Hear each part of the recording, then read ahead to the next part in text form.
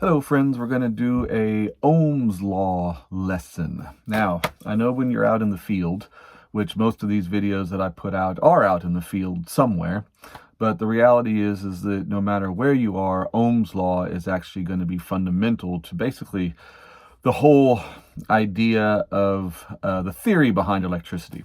This is Ohm's Law. So Ohm's Law is, you love my little high-tech drawings, Ohm's Law is E equals I times R. Now, right now, that may not mean anything to you whatsoever, but this is highly important. Now, old Mr. Ohm, George Ohm, he lived like in the 1700s, and so he's the one that developed the concept of Ohm's Law, even though his portion of it was actually in the field of resistance. But because of the resistance in a circuit, he was able to work out how voltage and amperage worked together.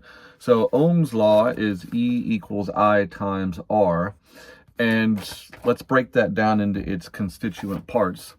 So he was working on resistance, but in the process of doing the resistance, he discovered how amps and volts work together. And so he developed that formula, which, we're all familiar with E equals MC squared, but this is also a fundamental electrical formula, E equals I times R. Now, E for Einstein and E equals MC squared is energy. In our case, it's electromotive force. So electromotive force is the E. Now, there's several names for electromotive force. You can shorten it to EMF as well, electromotive force.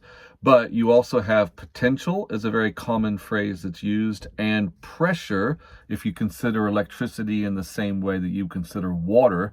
So us and plumbers have a little bit of similarity in how we understand the flow of water and the flow of electrons. And so for them, you have PSI, pressure per square inch. For us, we have pressure, but we measure our pressure in volts, because that's the next one as well, volt. Well, not because that's the next one, but the next one then is volts. So you have potential, you have pressure, you have volts. All of that is the same as E, which is electromotive force. So in Ohm's law, E equals electromotive force, it equals pressure, and it equals volts. So those are all the different ways that you can talk about the volt side of Ohm's law. Now, Ohm is Mr. George Ohm. Volts is Mr. Volta. He was an Italian chap that did some research a long time ago, and he had the volt named after him. Now, the next number, sorry, not number, but letter, the next letter in our equation, electromotive force, equals I times R. I is intensity.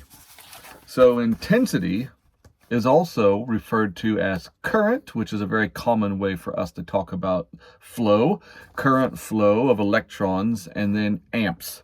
So current flow, amps, all of these are wrapped up in this idea of intensity. And so Ohm's law, which is electromotive force equals intensity, is your amps, your flow, your current. So we use the word current a lot. So that's actually the physical movement of the electrons going down the wire. That is your current. Now, the next one we want to do after electromotive force equals intensity comes to resistance. And now that's Mr. Ohm. Mr. George Ohm, he's the one that has resistance, is the R, and that's the symbol for it, the omega symbol, which sort of goes along with his name, Ohm. But we use the word ohm. For some reason, we talk about ohms, but we don't necessarily, well, that's kind of a silly. It's not, I guess what I'm saying is that Ohm's law is not V equals A times O. It's E equals I times R. So old George there, George Ohm, he's the one that got his name plastered onto this thing in a more permanent way as far as the actual Ohm's law goes. But anyway, that's resistance.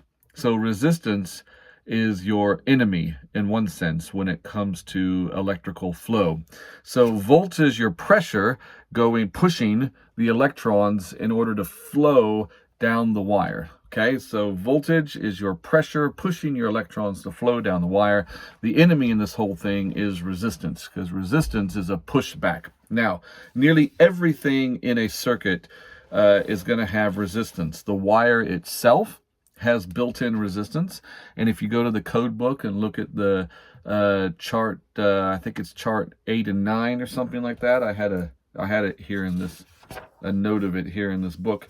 Chart 8 or 9, something like that, is the resistance chart, and it tells you the resistance of every wire size over X number of feet. And so that's like standard. We know that in it's just standard.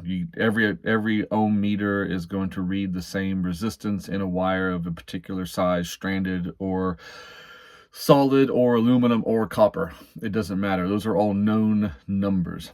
And the reason why we use aluminum and copper in our electrical conduction is because those metals offer a very low resistance.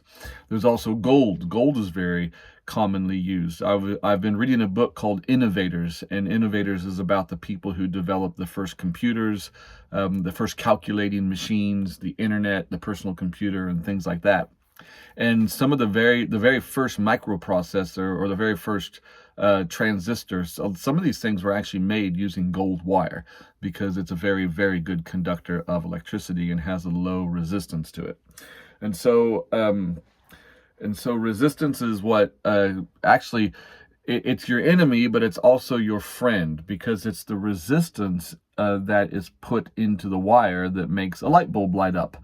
So for instance, Edison, when he was doing his research on how to make a light bulb, he was trying to come up with a substance, a conductive substance that was allowed electricity to flow through it, but did not burn itself out in the process. And so he ended up with, I forget what he used. Was it tungsten or something like that? It was a substance that he can turn into a coil of wire, and then as the electricity flowed through it, it would create light. It would glow in the right conditions. And so as a result, he was able to produce a light bulb. Now, in that production, he needed the resistance of the filament in order for the glow to take place. Now, we see this in like old school ovens. You can still buy them today, but the coil on the top of the range, it glows red when it's hot. So that is a resistive circuit. It's producing the resistance in the substance is creating heat and light. And so resistance is vital, because that's basically what makes everything work. It's the resistance against the electricity that makes a motor spin. It's the resistance against the flow of the electrons that makes a light bulb light up. These are the things that are necessary in order for electricity to actually function and do its job. It's that pushback, that resistance. And so Ohm's law is absolutely vital for what we do as electricians. And so it is force, it is intensity, it is resistance, it is pressure, it is flow, it is resistance against that flow, working together to make electricity do the thing that it does in everything, in every home, in every phone, in every whatever across the universe. So that's the universe. That's, yeah, pretty broad, isn't it? That's how it all works together. Now, to work these things out, we have Ohm's law math. So I already showed you E equals I times R. So make yourself a little pie chart like this, and then you can do your math quite easily. So get online and find a picture of this and screenshot it or save it or whatever, and hang out with it, because you will use these calculations on a fairly regular basis, especially if you're setting up a new building and you want to work out how many circuits you're going to have, how many amps are going to be used in a circuit or something. So you're going to have to know your voltage and your amperage. So the way this works is you put your voltage at the top, and then you have your amps and your resistance. And then if you want to know something, or what you don't know, actually, if you want to know what something is because you don't know it, you simply cover it up. So if you want to know what the voltage is, you just go I times R, just like in our regular equation that we had right there. So you cover up the volts, and you could say, well, what's I times R? But let's say you don't know the amperage of something. Well, if you don't know the amperage of something, you have to go volts is divided by resistance. But and then if you don't know the resistance, you can go with volts are divided by amperage, and then that will give you the resistance. So see how that works? If you don't know something, you just simply say, well, I don't know it, so what's left behind? Well, it's I times R equals volts, and that kind of thing.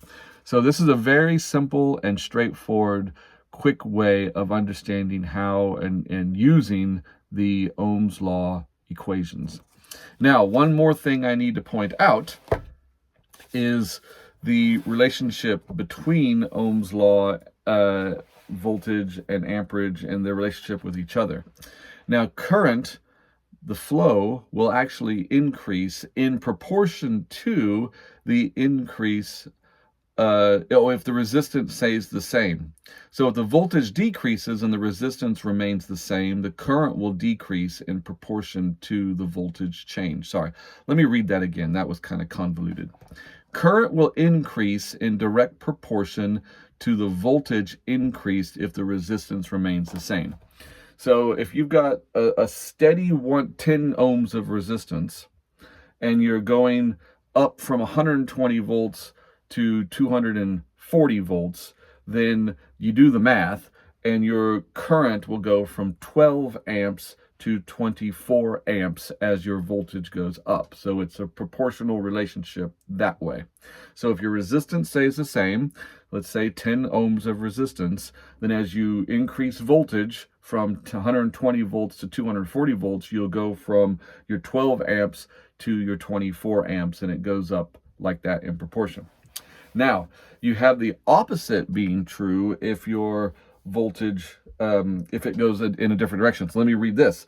Current will decrease in direct proportion to the increase in resistance if the voltage remains the same.